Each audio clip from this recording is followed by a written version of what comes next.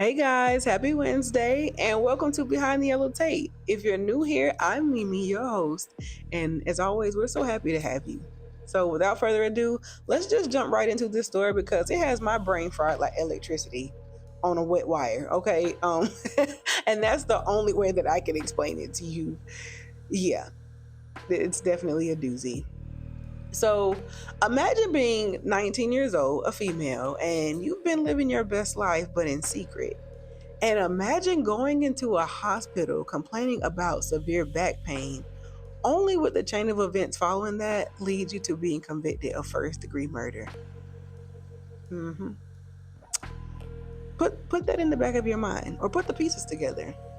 Yeah, this is a story of Alexee Trevizo, and this story really took me aback. So, before we take a step behind this yellow tape, let's cue that intro. Welcome to Behind the Yellow Tape. I'm Mimi, and here we share some of the most spine chilling, gut stirring, mysterious crime stories that will keep you on the edge of your seat. So, if mystery and crime is your cup of tea, then you'll definitely get your fill here. We upload every Wednesday at 6 o'clock p.m. Eastern Standard Time. If you love a midweek dose of suspense, whether from your favorite seat, the car, before bed, or during your favorite activity, then leave a like to help build the algorithm. Also, don't forget to subscribe and hit the notification bell so you don't miss an upload. Now, let's take a step behind the yellow tape.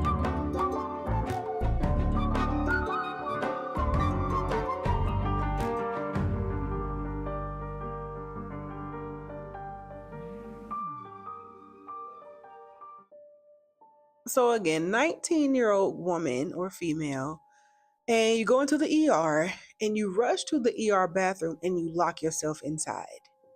Okay, so naturally, people are going to be concerned about you, especially if you checked in complaining about severe back pain, like 10 out of 10 rated back pain.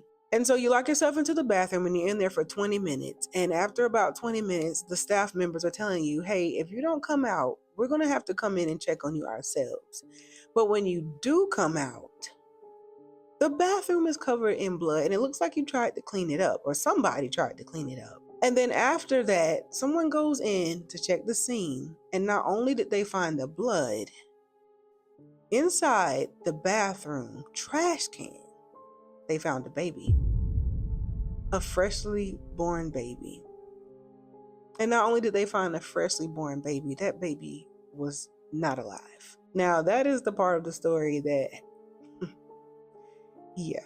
Okay, you guys, so we need to travel all the way back to 2023 to start this story because if you've been following this case online and just seeing those clips and things, you have to understand that there's more to this story than just that. So about 1 a.m., January 26/27, because it's morning time, basically, right? Alexee's mother takes her to the General Hospital in Artesia, New Mexico, because Alexee's complaining of that severe back pain that I was telling you about earlier. And according to the General Supreme Court, Alexee rated that back pain like a 10 out of 10. Now, something like that could maybe be like a kidney infection or even a severe UTI. But at Alexee's age, when you go to the hospital as a woman, the first thing they want to ask you is there any chance you could be pregnant? So when Alexee was asked that question, she told them no.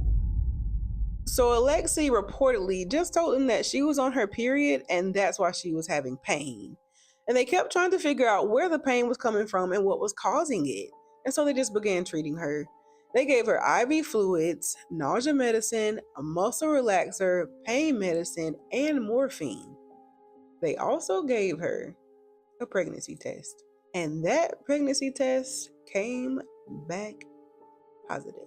So, for the people that have been following the case, there's a detail that they might have not known because, according to New Mexico Supreme Court, Alexee wasn't confirmed or wasn't told that her test was positive before she locked herself in that bathroom.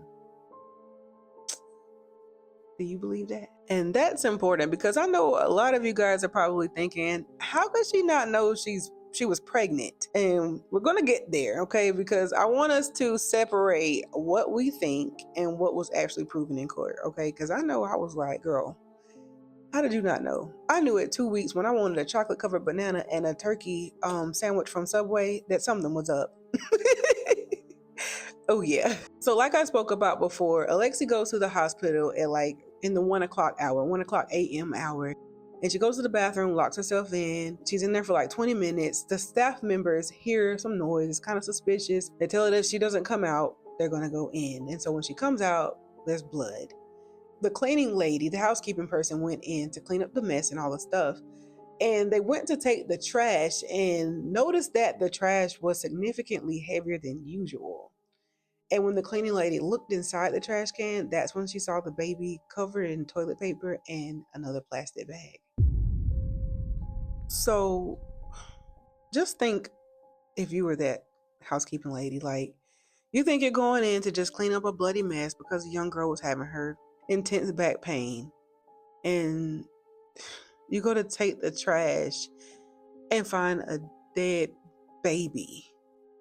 Oh my goodness. Like, I couldn't even imagine something that horrible. No way. So now obviously everything's changed because it's not just young girl comes in of severe back pain anymore. Like, we definitely have a new situation on our hands, right? Also, the staff does try to assist the baby or resuscitate the baby, but it's just too late. Baby's gone. So obviously and naturally the police are called because now we need to know, whose baby is this? What happened? Was the baby born alive? And why was it in the trash can? And just to clarify, Alexee gave birth to a baby boy. And so this is about around the time or the place in this case where it starts going viral. And if you've been watching this case online, you've at least seen a clip or two from this specific era of the case where Alexee's there, she's getting treatment. Police have arrived to the hospital. Her mom's there. Officers are in the room, and the conversations start happening. I know you're already thinking, like, what else is there to talk about? The girl is guilty, so on and so forth, but you know how it goes. we need to first talk about the baby because those videos legally are one of the biggest problems in this entire prosecution. So an autopsy was done on the baby, and according to court records and in civil litigation, the baby was identified as Alexee Trevizo. Now, this became one of the biggest disagreements in this whole situation because the medical examiner was saying that the baby was born alive but died, eventually due to lack of oxygen. But Alexee was pleading, and her defense was that the baby was already born gone.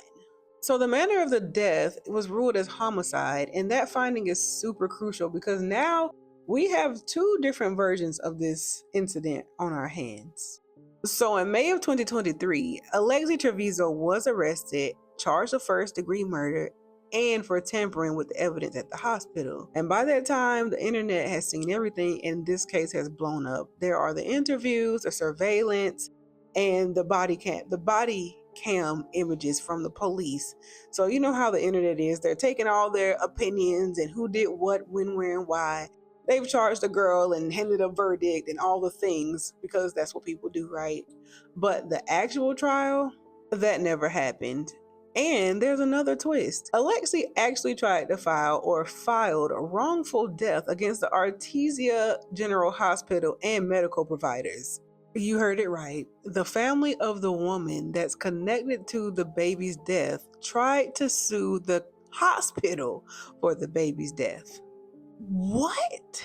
But their argument is important to understand because the lawsuit alleges that the medical facility and staff failed to do what it took to take care of Alexee, and that failure of taking care of her contributed to what happened. So the case just isn't simply did Alexee commit the murder, because there's also a separate fight on if whether the hospital itself is bearing responsibility for the death of the baby. And this is one of the reasons why this case is so confusing. So of course everyone watching the viral videos thinks they already know what exactly happened. But of course when lawyers get involved, now we're talking about like the medical procedures, the patient privacy, the hospital responsibilities, the pregnancy test, the who knew what, when, where, and why, the medications, and also if Lexi even was capable of understanding what was happening while she was receiving treatment.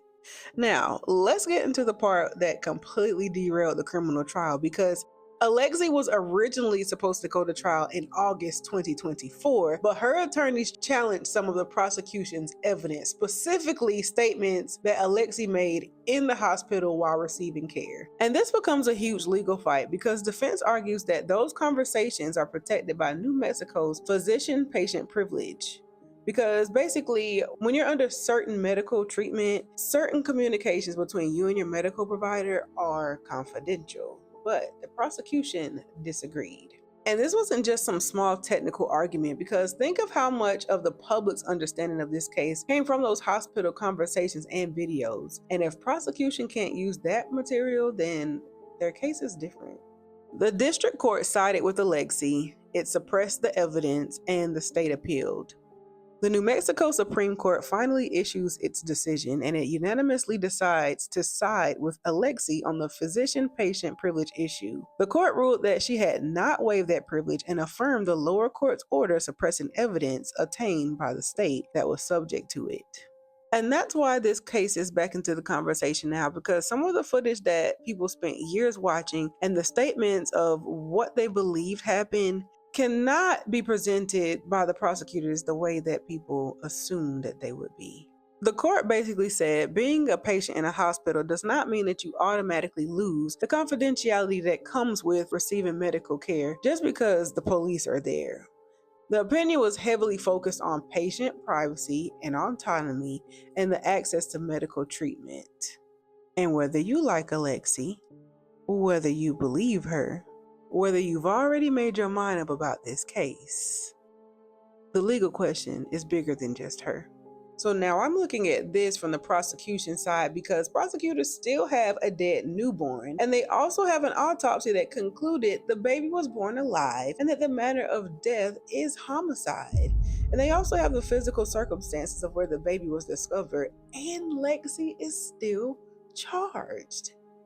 So now the question becomes, how much of their case survives without suppressing the evidence? Because this ruling doesn't necessarily end the prosecution, but it does absolutely change the battlefield. And this is when I think the case gets interesting. Because you have the court of public opinion, and then you have the actual courtroom. And just because the court of public opinion sees everything, that doesn't necessarily mean the jury does. And if the judge doesn't deem something as admissible, the jury may never even hear of it. As of right now, Alexee Trevizo has not been convicted of the murder of her newborn. She has pled not guilty. There's also been no murder trial and no verdict. So the case has begun moving forward again because the New Mexico Supreme Court has appealed the piece that was holding up this whole thing for those many years. So yeah, I'm ready to know what's going to unfold, because I want to know if Alexee's going to be charged with the murder. Is the hospital going to be in trouble? Like, it's so many things. It's so many things I have so many questions about, and I know I'm not alone on that. So let me know in the comments, you guys, do you think that Alexee should be charged guilty or not guilty? Let me know. And do you think the hospital should be charged? And please keep it respectful. Do not put anything nasty or harsh. Okay, no matter what you think, keep it clean, folks. Okay. So with that being said, thank you for tuning in here on Behind the Yellow Tape. Don't forget to like, share, subscribe, and hit that notification bell so you don't miss another episode. So don't miss out, okay? And as always, thank you for stepping behind the yellow tape with me. I'm Mimi, and I'll see you next week. Peace.